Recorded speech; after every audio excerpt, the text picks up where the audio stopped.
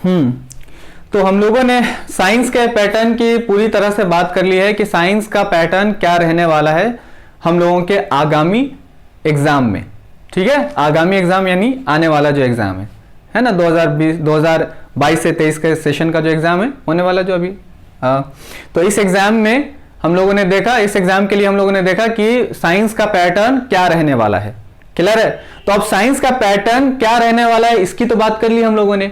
अब हम लोग बात करेंगे कि साइंस का वो कौन सी यूनिट है साइंस की, है ना, जिस यूनिट से जितने मार्क्स के क्वेश्चन आने वाले हैं, ठीक है, वो कौन सी यूनिट है और उस यूनिट से कितने मार्क्स के क्वेश्चन एग्जाम में आने वाले हैं और उस यूनिट में कौन कौन से चैप्टर्स आते हैं।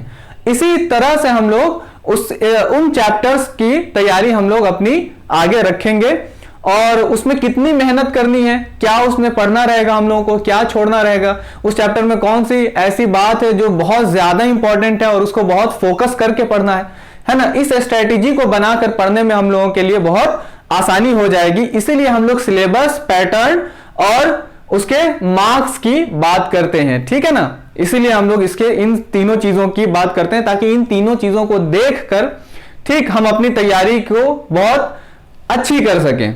ठीक है, वो एक स्ट्रेटेजी बना सके, स्मार्ट स्ट्रेटेजी बना सके, हार्ड स्ट्रेटेजी नहीं कि हार्ड वर्क करते रहे रिजल्ट कुछ भी नहीं आ रहा है। ठीक है ना, हार्ड वर्क के बजाय हम लोग स्मार्ट वर्क करेंगे। आई ना बात समझ में? तो देखो, सबसे पहली बात यहां पे साइंस में 3 सब्जेक्ट, ठीक है, maths, physics, chemistry and biology. ठीक है, सॉरी मैथ कह रहा हूं, फिजिक्स, केमिस्ट्री एंड बायोलॉजी। ठीक है, ये 3 सब्जेक्ट हैं और इन तीनों सब्जेक्ट में देखो 5 यूनिट बना दिए गए हैं। तीनों सब्जेक्ट के लिए कितने यूनिट बनाए गए हैं? 5 यूनिट बनाए गए हैं। 5 यूनिट में पहली यूनिट है chemical substances, natural and behaviour. Second है वर्ल्ड लिविंग। थर्ड है नेचुरल फिनोमिना। फोर्थ है इफेक्ट्स ऑफ करंट। फिफ्थ है नेचुरल रिसोर्सेस। हिंदी मीडियम वाले इसके लिए सुनेंगे कि जो पहली आपकी इकाई है, इसको इकाई बोलेंगे हिंदी में, पहली इकाई है, पहली इकाई इसका नाम है रासायनिक पदार्थ, प्रकृति एवं व्यवहार। रासायनिक पदार्थ, प्रकृति एवं व्यवहार। ठीक है, वर्ल्ड लिविंग, जैव जगत, वर्ल्ड लिविंग जैव जगत। ठीक है, इसके बाद नेचुरल फिनोमिना। नेचुरल फिनोमिना के लिए हिंदी शब्द है प्राकृतिक घटनाएं। ठीक है, या संवृत्तियां, प्राकृतिक घटनाएं या संवृत्तियां, संवृत्तियां। ठीक है, संवृत्तियां। इसके बाद है इफेक्ट्स ऑफ करंट, विद्युत का प्रभाव। ठीक है, इफेक्ट्स ऑफ करंट में कौन कौन से चैप्टर, इसका हिंदी शब्द क्या है?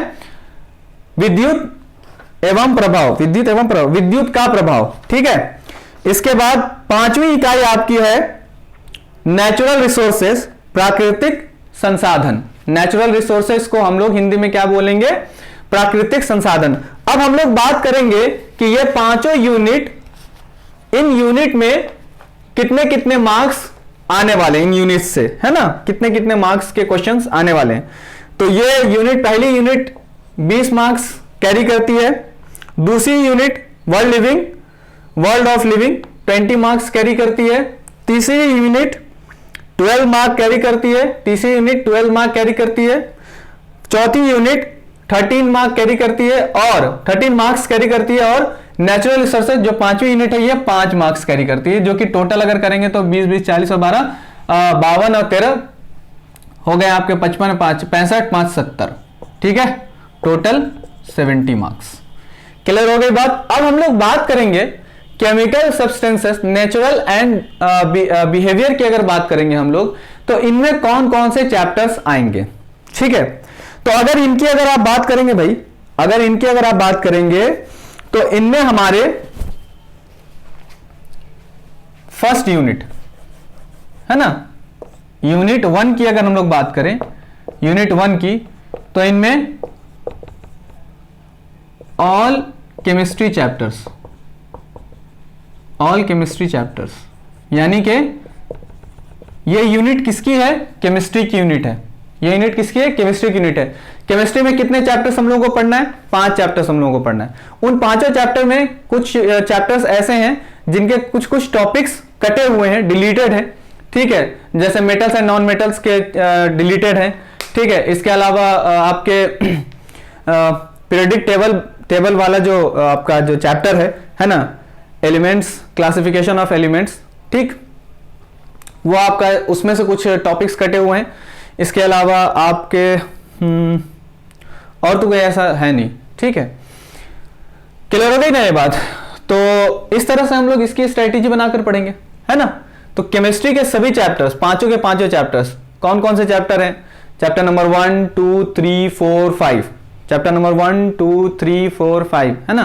Chemical equations and reactions, acids base and acid base and salt, ठीक है।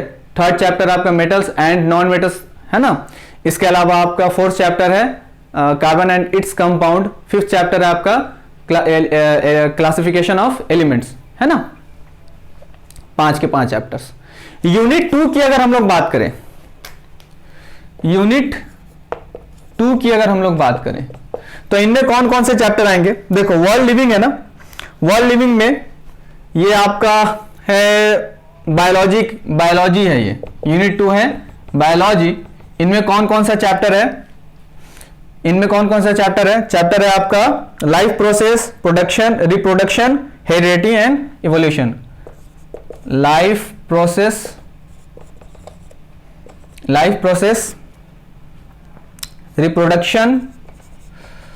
रिप्रोडक्शन, ठीक है, heredity and evolution, heredity and evolution. Life process, इसको हम लोग जैव प्रक्रम कहते हैं हिंदी में, जैव प्रक्रम। ये आप हिंदी मीडियम के जो स्टूडेंट हैं उनके लिए, या इंग्लिश मीडियम के जो स्टूडेंट हैं उनके लिए चैप्टर नंबर ये कौन सा है? चैप्टर नंबर 6 है, ठीक है। लाइफ प्रोसेस हमारा चैप्टर नंबर 6 है, ठीक। उसके बाद चैप्टर नंबर 7 तो हमारा डिलीटेड है। चैप्टर नंबर 8 जो रिप्रोडक्शन वाला है, चैप्टर नंबर 8 है। और चैप्टर नंबर 9 आपका हेरिडिटी एंड इवोल्यूशन है, ठीक है ना, हेरिडिटी एंड इवोल्यूशन है, ये आप देखेंगे, ठीक है। हिंदी में अगर इसकी बात करी जाए तो जैव प्रक्रम, ठीक, प्रजनन, आनुवंशिकता एवं जैव विकास, आनुवंशिकता एवं जैव विकास, हेरिडिटी एंड इवोल्यूशन, आनुवंशिकता एवं जैव विकास ना, रिप्रोडक्शन यानी जनन या प्रजनन जिसको हम लोग कह सकते हैं, लाइफ प्रोसेस, जैव प्रक्रम। ये चैप्टर बेसिकली ऐसे हैं जिनमें हम लोगों को अपने बारे में हम लोगों को पढ़ना है कि हम लोगों के अंदर जो ऑर्गन्स है वो कैसे काम करते हैं, ठीक है। ये बात क्लियर हो गई। तो यूनिट 2 ये 3 चैप्टर ऐसे हैं जो 20 मार्क्स कैरी करते हैं। वाह, 20 मार्क्स ये 3 चैप्टर कैरी करते हैं आपके बायोलॉजी के। भाई बायोलॉजी पे इसका मतलब ये है कि आपको इन तीनों चैप्टर पे बहुत ज्यादा मेहनत करनी है, तगड़ी मेहनत करनी है, ठीक है। 25 मार्क्स का क्वेश्चन है, 25 मार्क्स पूरे बायोलॉजी से है, और ये 3 चैप्टर्स ऐसे हैं जो 20 मार्क्स कैरी कर रहे हैं। आप समझ रहे हैं इस बात को, है ना। तो अब आप लोगों को इसका मतलब यह है कि इन तीनों चैप्टर पे सबसे ज्यादा बायोलॉजी में मेहनत करनी है, ठीक है। अब इसके बाद अगर बात करें हम लोग यूनिट 3 की बात करें तो नेचुरल फिनोमिना है यूनिट 3। यूनिट 3 आपका नेचुरल फिनोमिना है। तो इस 3 यूनिट में जो चैप्टर आता है वो है light plus human eyes and colourful world, है ना। लाइट में आपका वो रिफ्रैक्शन और रिफ्लेक्शन वाला पार्ट है, वो दोनों ही है, ठीक है, लाइट में। और ह्यूमन आइज में डिस्पर्शन तक पढ़ना है, ठीक है ना, विक्षेपण जिसको हम लोग कहते हैं, डिस्पर्शन तक पढ़ना है, ठीक है। प्रिज्म के जरिए से डिस्पर्शन होता है, ठीक है, वहां तक हम लोगों को पढ़ना है। तो ह्यूमन आइज के वहीं तक हम लोग पढ़ेंगे। उसके बाद की जो चीजें हैं वो डिलीटेड है, ठीक, सिलेबस से आउट है, तो उसकी हम लोग तैयारी नहीं करेंगे, ठीक है। तो अब ये बात समझ में आ गई। इसका मतलब क्या हुआ कि 12 मार्क्स आपका लाइट और ह्यूमन आई कैरी करता है, ये 2 चैप्टर्स, ठीक है। और electric current and magnetic effect, ये जो 4th यूनिट है, इसमें आपकी आ जाती है इलेक्ट्रिसिटी, ठीक है, plus magnetic effects of current. तो 12 मार्क्स का ये और 13 मार्क्स का, यानी कि दोनों यूनिट पे आपको बराबर मेहनत करनी है। दोनों यूनिट पे आपको क्या करनी है? बराबर मेहनत करनी है। बायोलॉजी में तो समझ में आ गया कि 3 चैप्टर ऐसे हैं जिन पे सबसे ज्यादा मेहनत करनी है। एक चैप्टर तो हमारा कटा है, ठीक है, और टोटल 6 चैप्टर्स हैं बायोलॉजी में। तो टोटल 6 चैप्टर्स हैं बायोलॉजी में, तो 3 चैप्टर्स पे सबसे ज्यादा मेहनत कर लेंगे। 5 चैप्टर में 2 ही चैप्टर बचे हुए हैं ना ऐसे, जिनसे 5 मार्क्स कैरी करेंगे। तो उसमें अगर हम लोग कम मेहनत भी करेंगे तो चलेगा। मेहनत तो करनी है उसमें भी, लेकिन कम मेहनत करेंगे तो चलेगा, ठीक है। लेकिन इसमें सबसे ज्यादा इन तीनों चैप्टर में मेहनत करनी है, ठीक है। नेचुरल फिनोमिना और इफेक्ट ऑफ करंट, यानी कि इलेक्ट्रिसिटी और मैग्नेटिक इफेक्ट ऑफ करंट, ये दोनों चैप्टर। और नेचुरल फिनोमिना में आपका लाइट, और लाइट के साथ आपकी जो ह्यूमन आइज है, लाइट सबसे ज्यादा मेहनत लाइट पे। ह्यूमन आइज में कम मेहनत करेंगे, क्योंकि ह्यूमन आइज में ज्यादा हम लोगों को बातें पढ़नी ही नहीं है। इतनी बात पढ़नी है कि उसको हम लोग अगर ऐसे ही अगर उसकी तैयारी कर लेंगे थोड़ा बहुत समझ कर भी तो चलेगा। उस पर सबसे ज्यादा जो ह्यूमन आइज में पूछे जा सकते हैं जिनसे, वो आपका क्या, ह्यूमन आइज के बारे में, उसके कंस्ट्रक्शन के बारे में, ह्यूमन आइज के कंस्ट्रक्शन, ह्यूमन आइज की वर्किंग, या फिर डिफेक्ट ऑफ जो ह्यूमन आइज है ना, डिफेक्ट ऑफ ह्यूमन आइज, ठीक है। कि क्या कहते हैं, शॉर्ट साइटेडनेस क्या है, लॉन्ग साइटेडनेस क्या है, कैटरेक्ट, ये सब जो है सबसे ज्यादा लॉन्ग साइटेडनेस और शॉर्ट साइटेडनेस है ना। इससे आपके क्वेश्चन बनने के ज्यादा चांस है उस चैप्टर से, ठीक है। इसके अलावा नेचुरल रिसोर्सेस, अब बात करते हैं चैप्टर नंबर यूनिट 5 की। तो इसमें आपके अब 3 चैप्टर्स बचे। तो कौन कौन से चैप्टर बचे? तो देखो, इसमें जो चैप्टर बचे हैं वो चैप्टर है तुम्हारे, एक चैप्टर है तुम्हारा फिजिक्स का, है ना, और 2 चैप्टर है आपके बायोलॉजी के, ठीक है। सोर्सेस ऑफ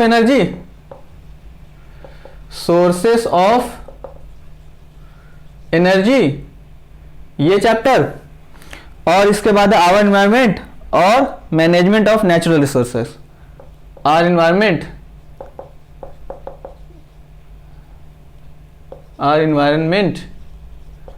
और क्या है, management of natural resources, management of natural